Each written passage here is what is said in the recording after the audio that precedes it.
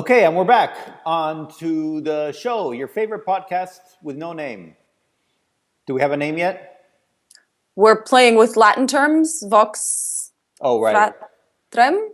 Good. I've forgotten my declensions. Yes. Well, There's no. as long as we don't know what the name is, then we're good. I think that's a good new trend we can start. Yes. There is, for those of you who are concerned with these things, there is no Latin word for siblings, so we are using the gender-neutral brothers in this particular instance. Exactly. Moving and we're on. not sure about the declension, apparently. Yeah. Fratri, fratrem, fratri, because it would be dative, no? Or I don't know what the dative of frat, okay, yeah, we'll just, Genitivo? Okay. Well, it would be... voice of the siblings? Of, right. So it would be genitive. So anyway, good. Yeah, so Good. moving on. Yes. So first of all, I'd like to start with sort of a mini rant. And right now I'm wearing my hat of a translation agency. As you might or might not know, I'm a translator, and I'm also in the process of setting up and growing a translation agency, i.e. working with other translators. So anyway, now I'm wearing that hat. So I like to say, if you're a translator, and if you're on one of those websites where you are invited to bid for a job, you should wait until you're actually chosen for the job before doing the job, if that makes sense. Basically, what happened was I had posted a job on one of those websites where many people can bid for jobs, and I sent messages out to a bunch of people that looked like they were qualified. And then, I picked someone, and then they did the job, and that was it. And in fact, later I got a message from another person saying, I see you already picked someone, but hopefully we can work in the future. Anyway, and then I get a message for this one person, and it says, I can do the job in no time. And then anyway, and I saw this when I woke up the next morning. And then later on, he sends a message that says, oh, by the way, I'm raising the price by about 20% because it was very technical and I needed to do all this other stuff. And then later, he sends me the translation of the file. Now, I had never chosen him and let alone agree to his price, which was already above the one I had quoted, and then his extra 20%. And by the way, I'd already received a translation from someone else and had sent it off to the end client. So it had already been done and closed and everything. So I told him, I'm like, well, that's great and thanks, but I'm not going to use your translation anyway. And in the future, you should wait until someone picks you. So you should always wait for confirmation before starting a job, and make sure you get a confirmation in writing because you don't want to be working for free. Anyway, that's it. That's a really good point, and will actually come up in what we're talking about when you're getting started. The first thing I thought was this guy new at this? But it seems like a no-brainer. But I think you're right. People maybe get over-enthusiastic. In some cases, people are just not very honest, and they're trying to make you feel bad and get money. I mean, that's a rare occasion, but it does happen where people will just do it and then say, well, now you have to pay me because I did the job. But I think in most cases, it's maybe just an exuberance of enthusiasm or something like that. But yeah, don't fall for that. Yeah, only work on conditions that have been agreed, and don't do anything for free. Right, and That's at the a good beginning, point. I actually thought it might be an issue like that, where they say, "Oh, I did the job anyway, so now you have to pay me." On the other hand, if he were trying to cheat me, he could just say, "Pay me, or else I'll give you a bad review," or something like that. Kind of Sure. like what people can do on Yelp if they wanted to. No, but the thing is here, basically, if someone tries to game the system on any one of these websites, you can give them reviews back, and so Yeah. it can backfire on you. And obviously, the people I chose did have a track record. This person did have a track record. I'm sure it's because he was overenthusiastic. But Yeah. I do get other translators who send me emails, say, so I'm confirmed, right? So I should get started, right? And because you don't want to be working for nothing, and you don't want to find out halfway through that you shouldn't have been working on it at all. So anyway, that's it. And now a word from our sponsor. We don't have any sponsor yet. If Right. anyone wants to sponsor us, we are available to talk. Yes. We'll Yes. take your money. Yes, especially you, Male Kimp.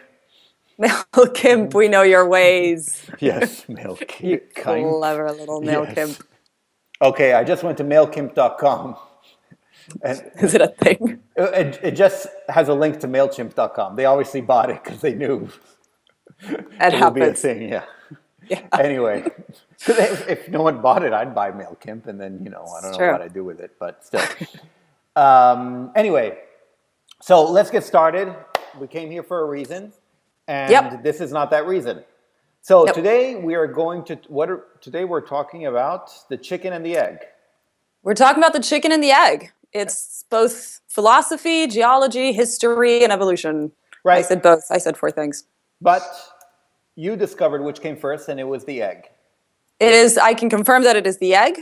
The egg came before the chicken. We had eggs before we had chickens. Again, that's evolution. And why is that? Because we had eggs for breakfast and chicken for lunch, or? That is correct. Yeah. It's based on the meals that we as humans consumed, and then we bred chickens. No, because the animal life developed from sea creatures into reptiles into all the animals we know nowadays, including humans. Ergo, they had eggs. Eggs existed before chickens. From an egg, at one point, a chicken-like animal hatched. Well, there you go. That's the end of the episode. Thank you for joining us, and I hope it And helps with the your end of translation. science. Yes. So here we're going to talk about the chicken and the egg as it relates to businesses. And you hear this for all sorts of businesses, and so I call it the chicken and the egg here as well. But basically, the concept of the chicken and the egg means that you want to sell your product or your service or whatever it may be, but no one wants to buy your product or service unless you have a track record, unless you've bought or you sold before, and so they know that you have something good to offer. No one's going to buy anything if you don't know what the hell it is. You're not going to buy a car you've never heard of before if you don't have reviews or something to go by. On the other hand, if you're selling your service or product, how do you get your first client if no one's going to buy unless other people have already bought? And that's the problem of the chicken and the egg. How do you get this started and get the ball rolling? And how can you start the cycle, basically?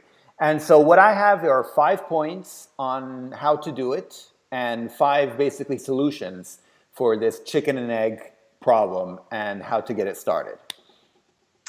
Excellent. So exactly. So we're looking at that balance between getting credentials so that people will buy your services and having people buy your services so that you have credentials so that people buy your services.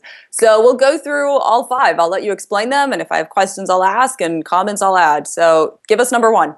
Right. And exactly. So my first one that I'll start with is also, I think, the most boring. But I'll start with it first because all of you are going to try it, and it is SEO and online marketing. This includes Facebook, Twitter, YouTube, etc. And again, I call it the most boring because everyone's going to try it, and most likely it'll be with little to no effect. And as you can see, I do it too. We do it too. This is social media. We are on a podcast on YouTube, and we're also on Facebook and Twitter and everything like that. But if I had to rely on that to get clients, I'd be starving right now because I don't think I've gotten any clients from social media thus far. I'm trying to think, actually. I don't think so. Anyway, so if you already have a name brand out there, like if you're Coca-Cola or McDonald's, and then yeah, social media is great because you can do your contests, your promotions, and a lot of people will join, and it's wonderful. But if you don't have all that, and if you believe that if you build it, they will come, well, don't believe that because they won't. And even if you want to use SEO and you want to use the tricks of SEO, I can guarantee you that whatever you learned about SEO, other people are getting paid quite a bit to know quite a bit more about it and to beat you at it. Because unfortunately, very often SEO is a zero-sum game because you're vying for the same eyeballs, and so whatever they get, you don't get, and vice versa.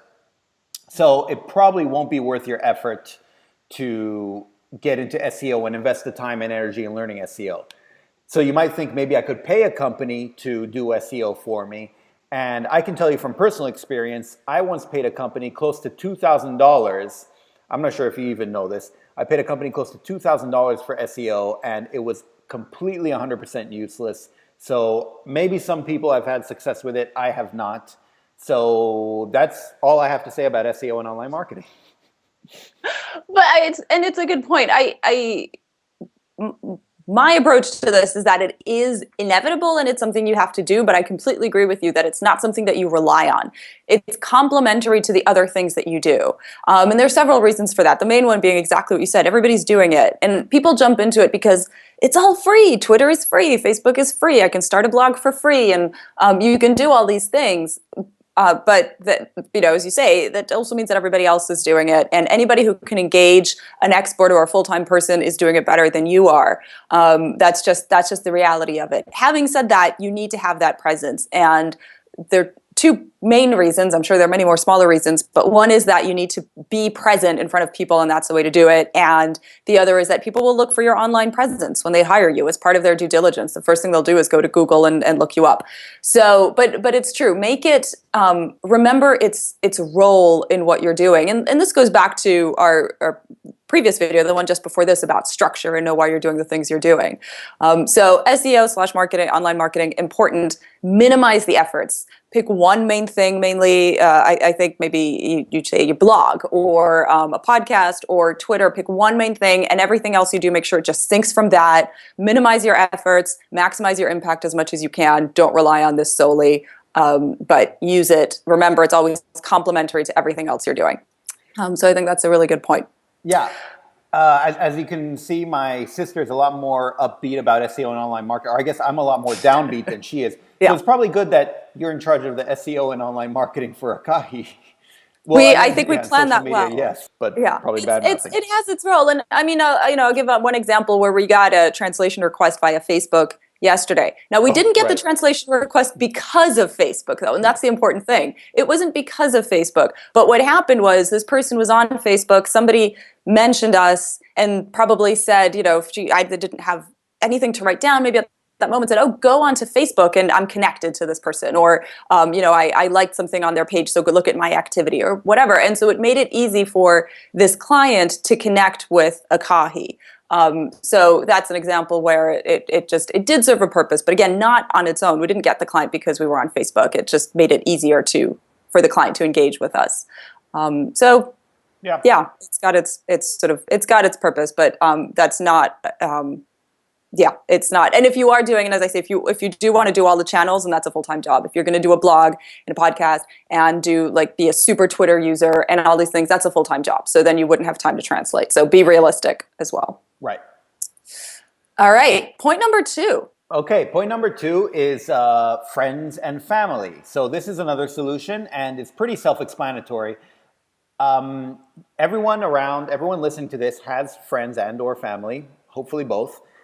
And so I would say don't be afraid to contact these people. These are a natural way to get your first clients because, they trust you, they know who you are.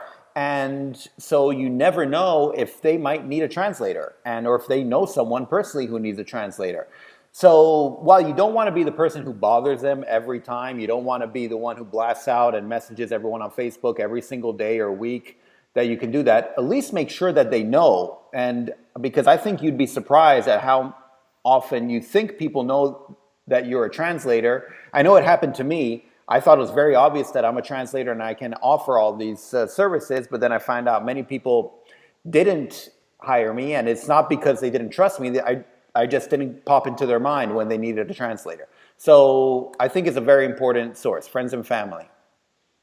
Yeah, that's true, and one that people don't always think about. And you also get the flip side, as you say, where people think about it and rely on it too much, and they keep calling up their friends and saying, "Do you know anybody who needs translation services?" But yeah, let everybody know. That's really important, especially when you're just getting started. Yeah. There's a lot to be said for when you're just getting started of just getting it out there. Call up everybody you know and say, I'm taking a new career path. I'm doing this thing. Isn't it exciting? And just put it out there because you never know where your next opportunity comes from. But then, yeah, it's don't bombard them. But, you're talking to, Aunt Judy you haven't spoken to in 6 months. What's new? Well, not too much, but my translation agency is going well. Drop it in there. Remind them. Give them references. Don't be asking for business every time. But it's true. It's an incredibly valuable resource. And that network that you have, that's a direct network. It's not a business network, but it can expand so far. So use it. Great. So good. Point 3. So point 3 is to do jobs for low pay. Now, at the beginning, when you're getting started, you want to get clients. So doing a job on the cheap is a good way to get your foot in the door. You should just realize one thing, though. No one's going to hire you for a cheap price now and then keep using you later when you raise your price later. They might, after a year or more of you being their regular translator, agree to a general price increase, but even that's iffy, and it definitely won't happen anytime soon. So why would you do this? You do this because you can get references and ratings from your first clients. So you can tell them, you can even let them know. You can say, I'm doing this at way below market price because I'd really appreciate a good rating. Obviously, if they're happy with the translation. But just keep in mind that they might not stick around with you once you raise your prices. So you're basically, the rating or the reference is a big reason for this. And to add on to that, I'd also say that you want to have a plan for them rating you ahead of time, because you don't want to complicate their life when you do the job for them on the cheap, which fine, and they know that they have to give you a good rating, but they've already taken a gamble with a translator who has no references. So the cheap price was still a risk for them. But then you don't want to say, okay, then maybe I want a quote, and then could you also give me a WWA reference on Pros or a 5-star rating on Elance or whatever it is. You want to let them know up front, or right away once you're done with the translation. Okay, thank you so much. Can you just do this, and then that's it. Just because otherwise it can make their life complicated as well, and can leave them with a bitter taste in their mouth, if you will. So I have a question about this one. Sure. Given that it can be difficult then to carry that client forward once you go into a market rate, should you be particular about the people with whom you employ this? So when you're looking for those early jobs and you're willing to go below market rate, should you try to be focusing on clients that are not going to be repeat business or tend to have smaller jobs so that you don't get stuck in a loop of being underpaid? Well, and this can go on a case-by-case basis, and obviously it depends on how desperate you are and also on what you're looking for. I would, at the beginning, it's very hard to tell, and I would just be honest with them. Say, look, as you can see, I have no ratings. I'm offering to do this on the cheap because I'd like to start having good ratings. So basically, you're getting a good deal on this, and then if you're happy with it, I really appreciate a good rating, on whatever it is, and take it from there. If that's the case and you made it clear at the beginning, then you could several months in the future say, if they contact you again, say like, okay, but this is my rate now, that was just when I was starting out. It could be iffy and it's always a risk, but I think it's worth it with whichever client you get in touch with. By the way, this can depend where you are, but if you're on one of those sites like, well, now it's called Upwork, where you can do all sorts of things besides translations. You could do this for a job also that's not a translation, if you will. And I've seen this done before, where people might just do an easy, research on the web. Like a lot of times, people might say something. They're like, I want a hotel in Italy. I want it to be, with a view of the sea and this and that. Can you find me 5 hotels that fit the bill? And you could just do that, which has nothing to do with translation, really. It's just online research of some websites, but it can still get you references. And at the beginning, you're just looking for references, so it could be a risk down the road, but I think it's worth taking no matter what. Yeah, that's a really good point, actually. That you don't have to lock yourself into this one thing. You don't give value just for this one thing. So you're right. What are you after? You're after a reference based on what? A job well done, reliability. It can be about other things that will still boost your profile for Right. your core job. That's a really good point. So something to think about. Look at all these forums where you're getting these references and these ratings, and how else can you provide value in a way that won't cannibalize your core business?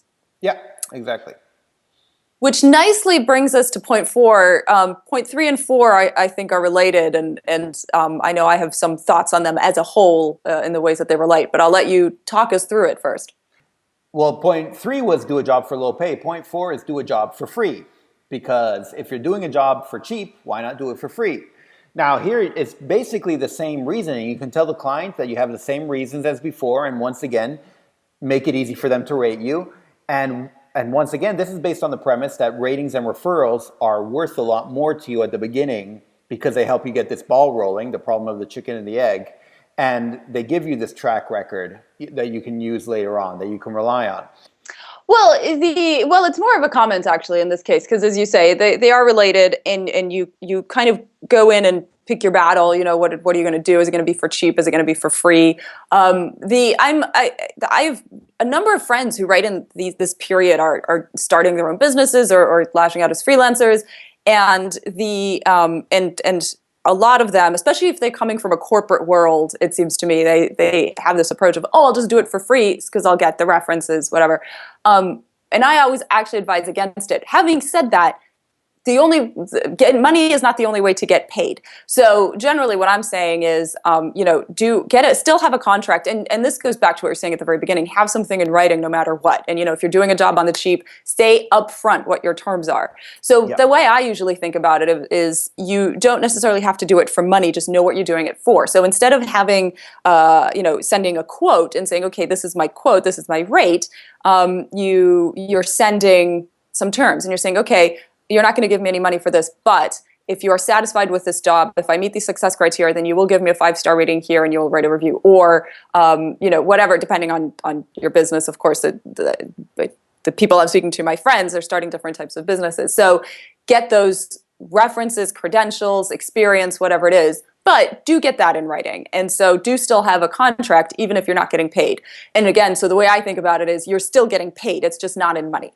But you get what you pay for from the client's point of view. So long as they feel committed to something, then I think you've established a business relationship. And it's really important to have that, as you say, especially for growth. And if you want to keep working with these people and continue to get references from them. Right. And so actually, I'm curious because you said usually you recommend people not to do jobs for free. Well, if not to just say, yeah, I usually say don't do it for free. But what I'm saying there is stipulate what you're doing it for.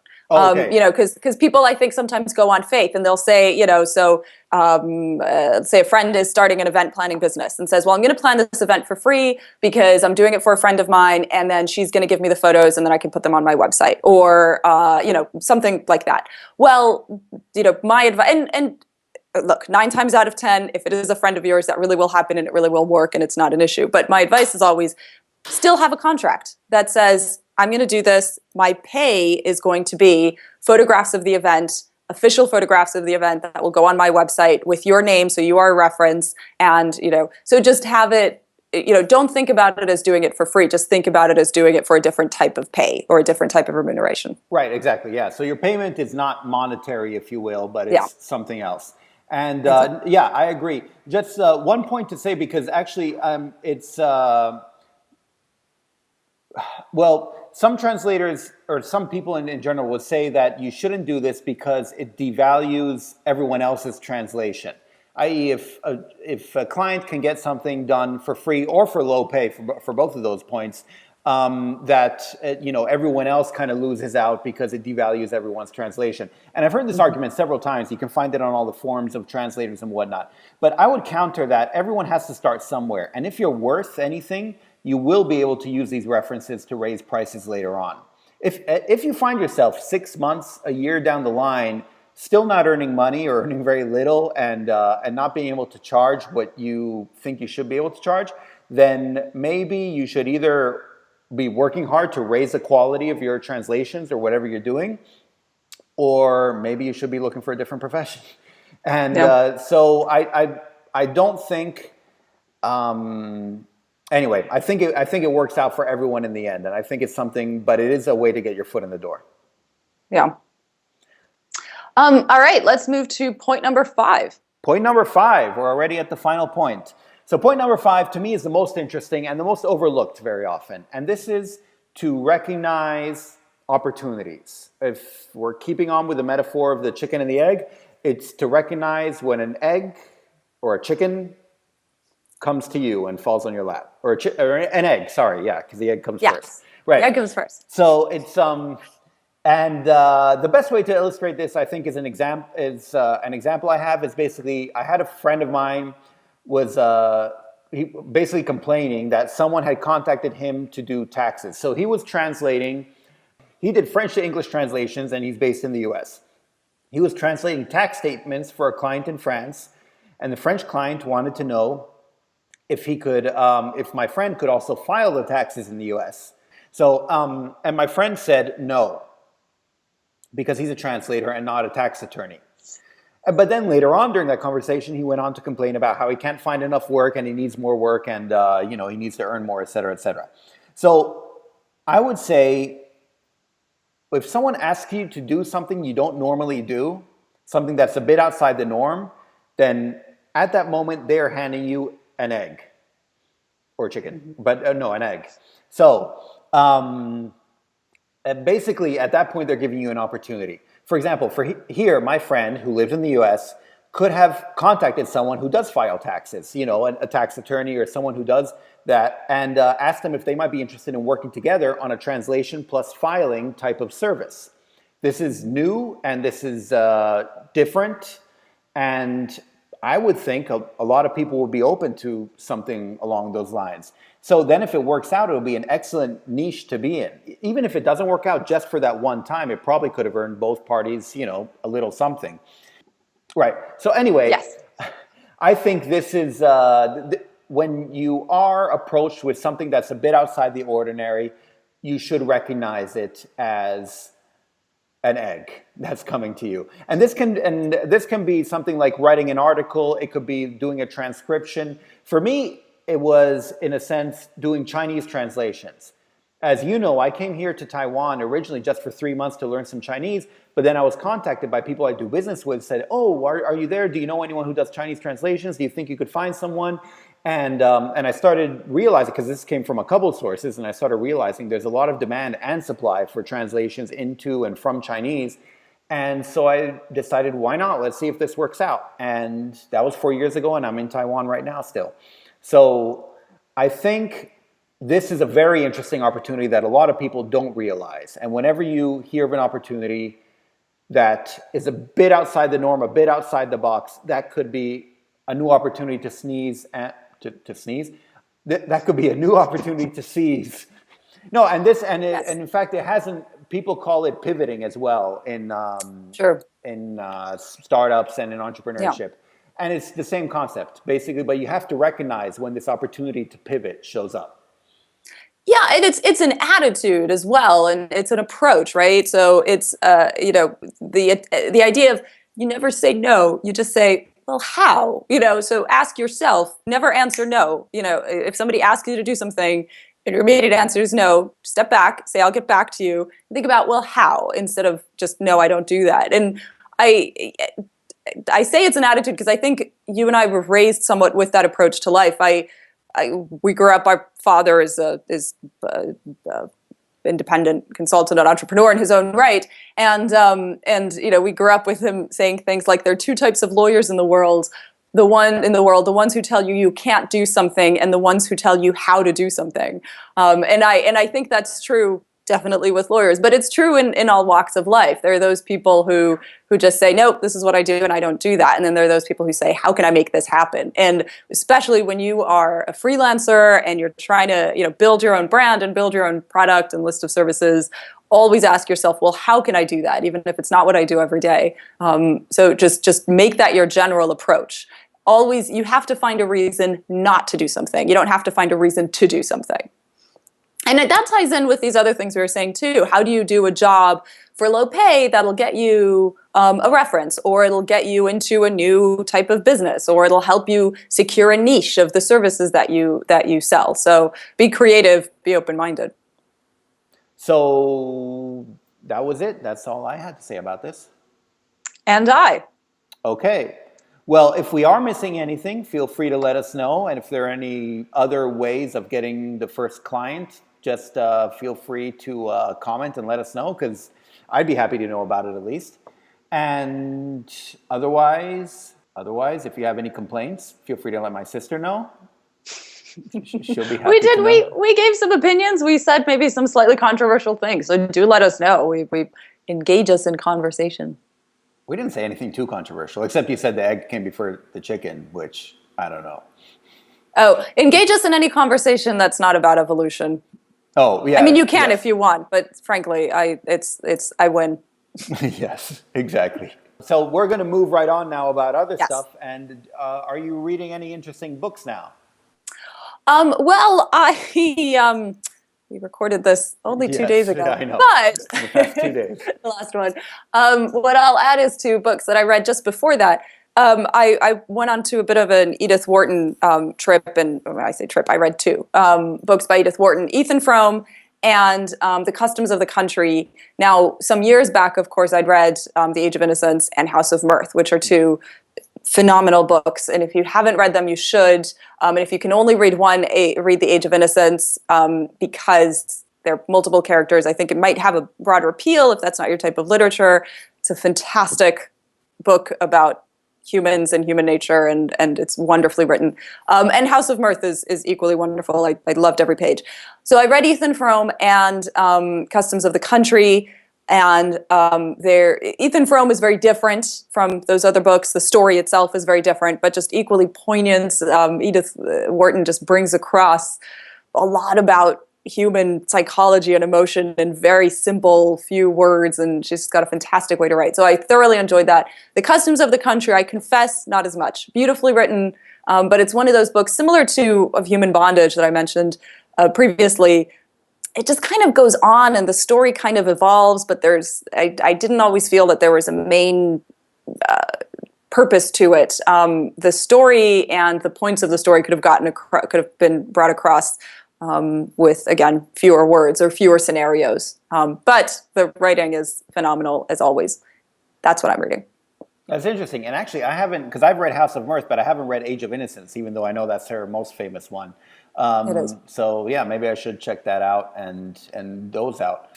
So I actually have a new book that I started. It's called, it has such a boring title. The Ethnic Groups, Languages, and Migration of the Formosan Natives. So yeah, anyway, there you go. It's, well, I mean, look, and it's about languages again. So this is about the, what are called the Aborigines of Taiwan. And this is the natives of Taiwan before the Han Chinese people came to Taiwan. Actually, the people native from Taiwan have nothing to do with them, and they're actually more tied to the Austronesian people, and this includes the people all over from Indonesia to many islands in the Philippines to Papua New Guinea to the Maori in New Zealand, all the way to Madagascar to Easter Island, etc. And these people, and so they share a lot with all these other cultures, including the language. And so this book is an analysis of that language, and also because a big argument is or a big discussion, let's say, is where they started out. Did they start out in the East, in the West, in the North, in the South, and how did they spread out? And it looks like actually they did start out in Taiwan, or if not, then very close by. Anyway, and so this book just explores a lot about that. Wow. If this is, again, if you're not interested, you're not interested in it. If you have been to Taiwan, or if you know anything about the Aborigines of Taiwan, then you might be interested in it. And I'm finding it very interesting. Again, it's called The Ethnic Groups, Languages, and Migration of the Formosan Natives. There you go. Formosa Island, yes. That makes sense. And although you can't hear her, my wife just passed by. She did. And since this is a podcast, you will never see her. She's often talked about and heard about, but never seen. Much like... No, by any of us. Much like Bigfoot, yes. Yes. I don't think she likes that metaphor. Much like a Shakespeare play, she's often talked about, but never seen. There you go. Much better. Yes. So I think that's about it. Yeah. Okay. So, bye. Thanks for listening, everyone. See you next time. See you next time. Bye. Bye.